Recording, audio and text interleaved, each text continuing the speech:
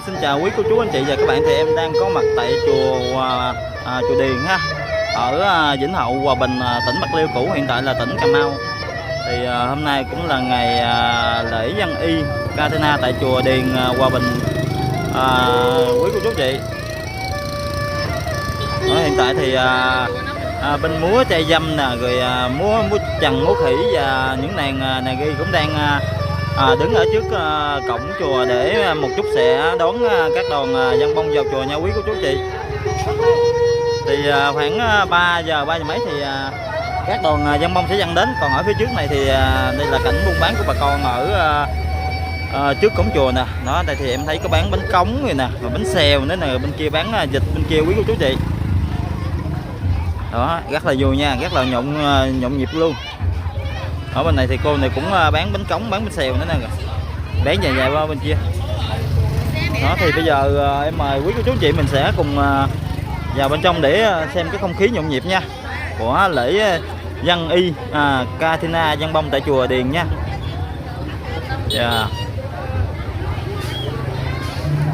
Đó, hai bên là những nàng này ghi đón. Để chú quay ha. Dạ, ui, trời dễ thương quá vậy.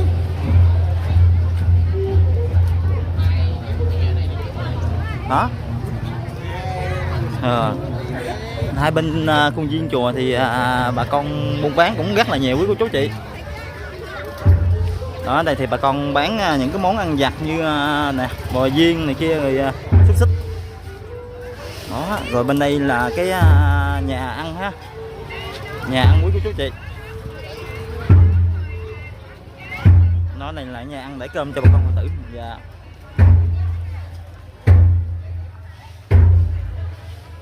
Sư đánh trống rồi quý cô chú chị. Đó, còn đây cảnh buôn bán của bà con mình ha. Đó, vòng đây là khuôn viên chùa nè. Đó, rồi ở trước mặt quý cô chú chị mình đây là cái chỗ làm lễ. Hả? Chưa. Đó, đây là cái chỗ làm lễ nè. Còn bên kia là ngôi chánh điện quý cô chú chị.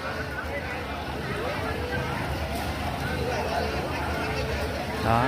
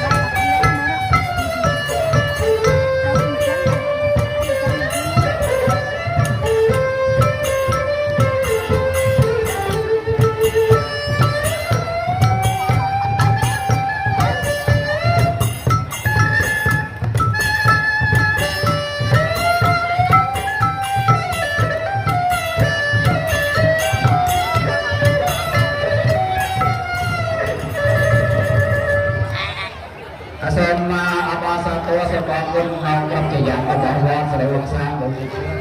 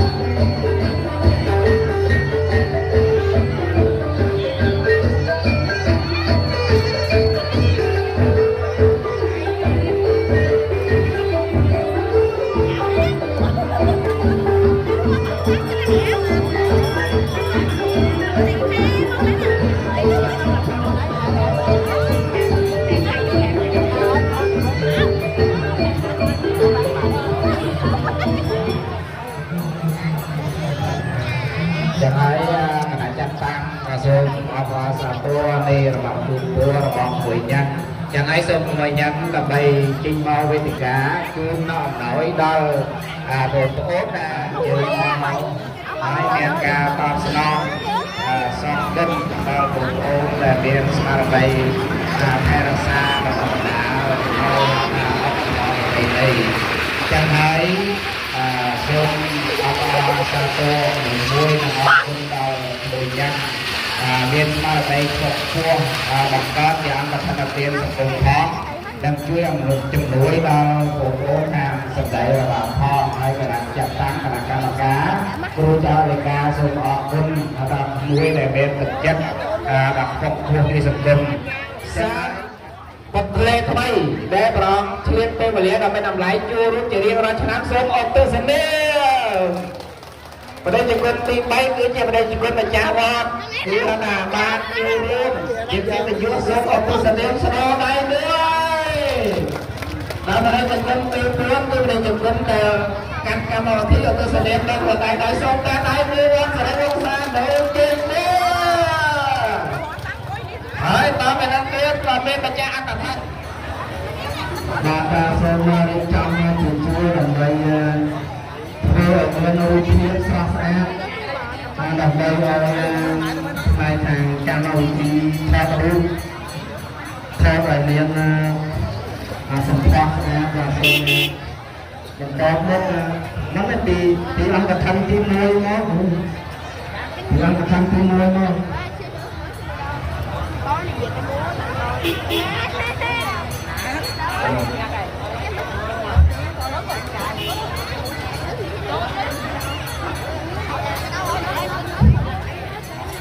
bà con linh chào anh chị ca vô sợi vuông xa cô gặp mày và ông gặp bạn có tiền cầm bạc ca đau ông mà chân gặp thân tim tim nâng mang và xa có sơn oi ông mà chân gặp thân tim nuôi đã ban tập tuôn cầm bạc ca sơn mọi ban tập tên chuột nông tập tập tôi tiền tuôn và ca khi ảnh dụng gần mạng sọc hạt còn lại nâng mà chân gặp thân tim tim và sơn mọi ban tập tuôn nông tập tập tôi buôn và ca khi ảnh dụng gần mạng sọc hạt còn lại nâng mà chân gặp thân tim đây cái gặp thân sừng tôi và sơn mọi ban tập tuôn vô nông tập tập tôi tiền lai buôn và ca khi ảnh dụng gần mạng sọc hạt còn lại to bằng to có sớm sớm nói ta đây nữa bằng to còn khi ca tập tên nâu tầm rong ca đừng văn xa xa mình sẽ nói ta đây dành con đường phương đầm đây o xa tua đâu mà cha ông gặp thân là tiên tiền đây ông gặp thân là tiên có sớm mà cha gặp thân là tiên tiền đây ông gặp thân là sớm chua chỉ chua ban họ xa đầm đây thon nước chiều mới nâng phải chấp ca tức chia đầm mạng Anusaveri đầm đây đầm mạng ơi gặp thân là tiên năm 2005 ปีแปดเป็นมาไปตามบางทรงเตรียมออกเป็นตัวละมาจังกับทำมาเตรียมแต่บางครับสมัยตั้งใจดาตานาแรงใสได้เนื้อนาแรงสมัยเรือชาลาเฮีย